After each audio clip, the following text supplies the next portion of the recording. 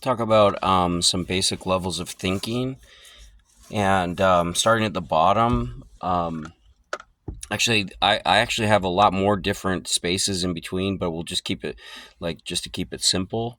Where start with a person thinking relative to access to resources, things like food and shelter, um, any things like that that a person at that level, that's pretty much what they think about. That's pretty much what dictates their thinking. That dictates how they live, what they think is important, and mostly what they do. And above that, you can move into logic, where logic is mostly abstract data that's separated from real life, and it's comparison. So logic is really comparison. The most fundamental comparison is like two things, two facts, and then put them alongside each other, and then compare and draw similarities and conclusions, which become the similarities and conclusions become a new datum, and then that new datum, separate from reality and from the real world, can be plugged in and compared to another datum, without sort of it's like a hope of bypassing the need for observation. But it's like a substitute for observation. Sometimes it's useful, but overvalued typically. Beyond logic is reason, and reason is similar to logic, but it actually takes into it's a comparison as well. However, it takes into account the motivations behind the real life forms that are involved in the comparison. So reason is a more, I would say, useful. Oh, they're doing fireworks. Um,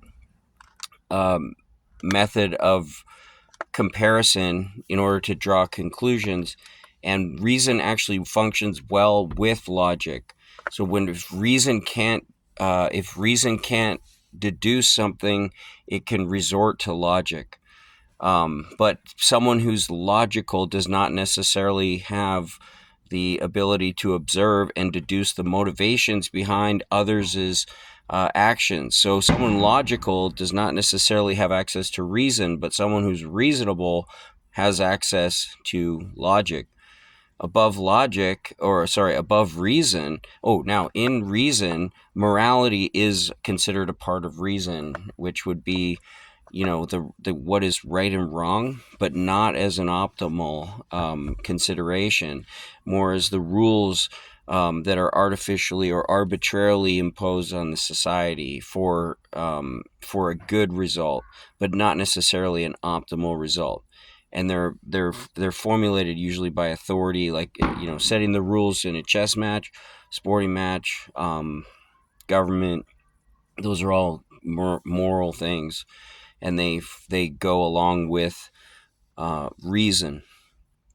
Above reason is an ethic, and that's sort of the innate, natural, not installed uh, urge of the individual towards a higher level of what would be their own pursuance of right and wrong, their own pursuance of their own goals, which didn't were not installed by an exterior source.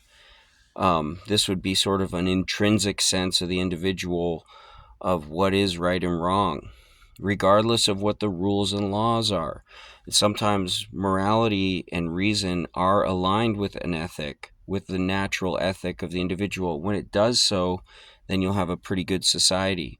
But when a society decays, you'll see that the laws and rules of the society go against the natural intuition of the ethics of the individuals.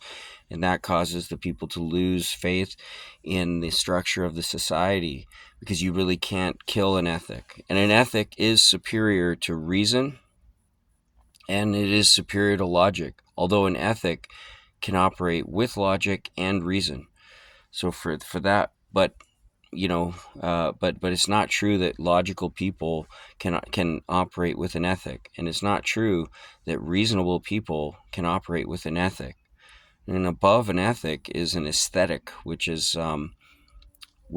operates best with logic, reason, and an ethic. So actually, aesthetics are dangerous to access, in some way, if you don't have logic, reasoning, and ethic. Okay, but if you have those things, then it can be almost pursued indefinitely. Okay, hope that helps. Tell me if you want me to clarify anything else about that.